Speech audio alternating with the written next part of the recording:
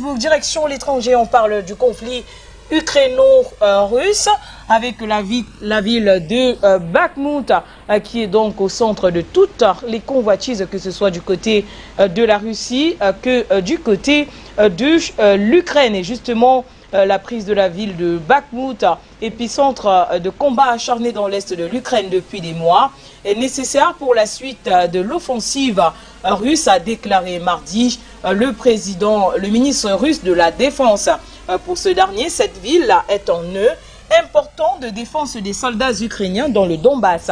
Sa prise sous contrôle permettra de mener de nouvelles opérations offensives en profondeur contre la défense des forces armées ukrainiennes, a donc affirmé Sergueï Shoïgu lors d'une réunion des cadres de son ministère diffusée à la télévision. Depuis l'été, Bakhmout est au cœur d'une offensive russe qui a largement ravagé la ville, sans pour autant permettre jusqu'ici son occupation. Ces dernières semaines, les Russes ont enregistré de légères avancées et semblent désormais contrôler les accès à la ville au nord, au sud et à l'est, créant la menace d'un encerclement. Les troupes du groupe russe mènent cette attaque au prix des pertes très importantes selon le fondateur Evgeny Prigojine. Ce dernier est en outre en conflit ouvert avec la hiérarchie militaire qui accuse régulièrement de ne pas livrer suffisamment de munitions à ces hommes engagés en première ligne du côté de Bakhmout.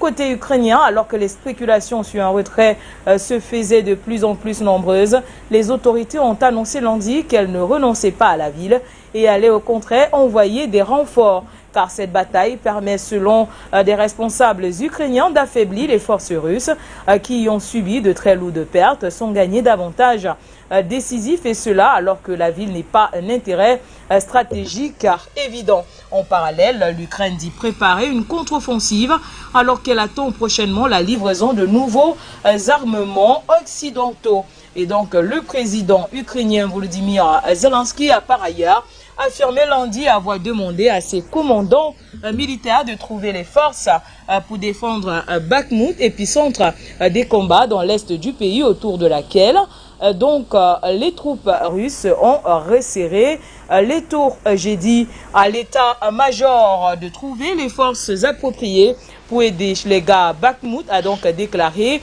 Volodymyr Zelensky dans une vidéo, affirmant qu'aucune partie de l'Ukraine ne peut être abandonnée aux Russes.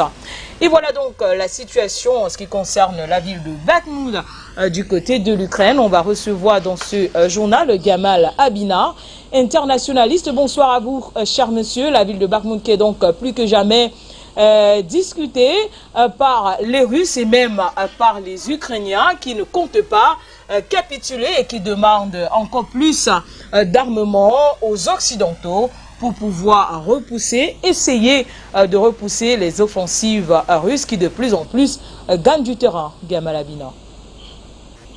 Tout à fait. Les Russes sont à peu près en passe de prendre la ville. On sait qu'elle a été détruite à 80%.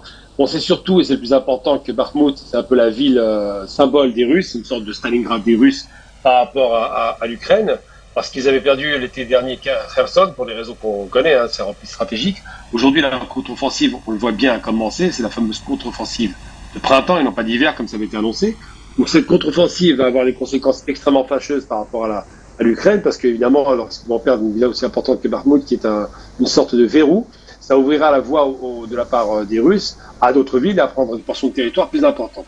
Ils n'iront certainement pas jusqu'à Kiev, parce que l'objectif des Russes n'est pas d'aller à Kiev, mais juste de désarmer, de démilitariser, comme ils l'ont dit, l'armée de l'Ukraine, de l'affaiblir suffisamment pour qu'elle ne soit plus un danger aux yeux des Russes, et de l'autre côté, de faire en sorte que les territoires conquis, les territoires pro-russes, donc l'est de l'Ukraine, soient définitivement sécurisés avec une sorte de zone de réparation, une sorte de zone de sécurité qui serait installée par la Russie, de fait, dans un fait conflit militaire, et qui permettrait effectivement aux Russes de pouvoir remporter la mise.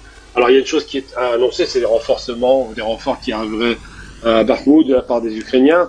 Les soldats sur place sont très très loin de ce genre de discours, puisqu'ils disent simplement que la ville est perdue, qu'ils sont en train d'évacuer massivement les populations qui restent encore sur place. C'était 80 000 habitants au début, hein, il n'y a quasiment plus personne. Mais surtout, ils expliquent qu'aujourd'hui, de toute façon, il n'y a aucun espoir de conserver la ville. Même s'il y avait un renforcement de soldats, ce serait une sorte de hachoir humain, puisque de toute façon, les Russes frappent d'abord par des frappes d'artillerie lourdes.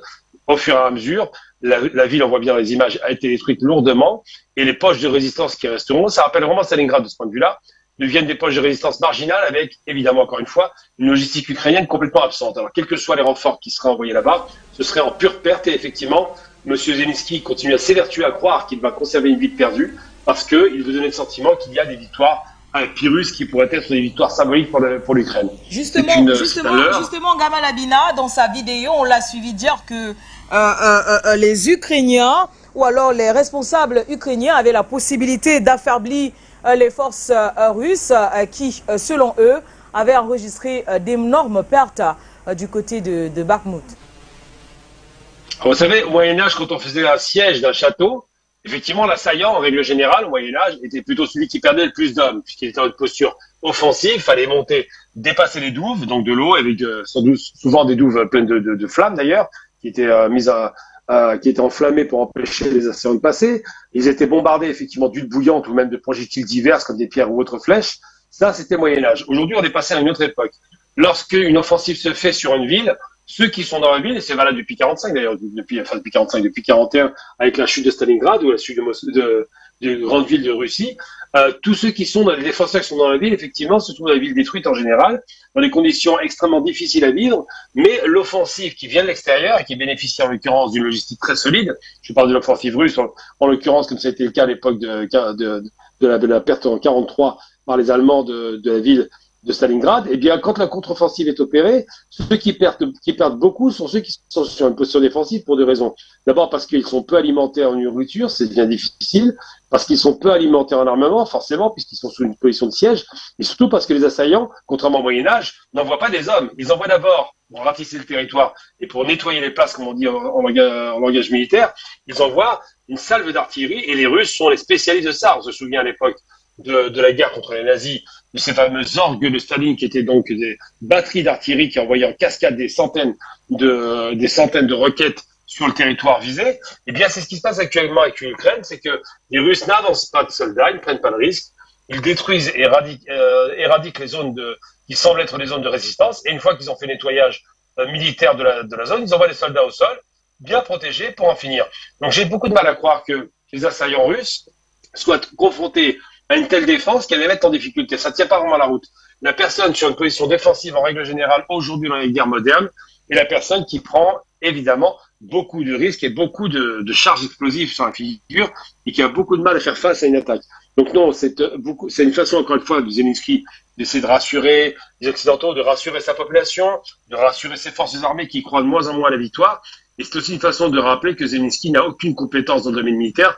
Il nous a servi il y a très peu de temps qu'il fallait 6 mois pour former un pilote de chasse quand il faut 4 ans. Ça vous donne un petit peu son personnage. C'est de Lesbrouf, c'est quelqu'un qui est petit par la taille, petit par les perspectives intellectuelles et petit surtout au sens de l'histoire, par son ambition à vouloir protéger sa population. Il aurait dû négocier rapidement avec les Russes. Il a mis sa population en danger aujourd'hui et de toute façon la bataille de Bakhmout est perdue.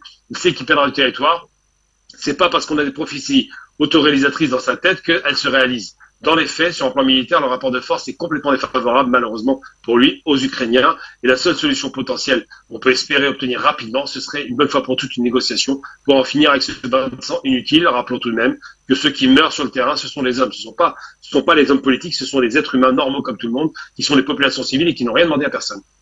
Malheureusement, l'Ukraine n'est pas prête à s'asseoir sur la table des négociations. On a suivi donc Zelensky qui attend les armements des Occidentaux pour pouvoir combattre les offensives russes. Donc c'est une affaire à suivre. Merci à vous, Gamal Abina. Rendez-vous dans nos prochaines éditions d'information. Mesdames, Messieurs, c'est ici que s'achève cette édition du Grand Journal sur la télévision panafricaine. Merci de nous avoir suivis et surtout de rester en compagnie de nos programmes. Afrique Média, le monde, c'est nous.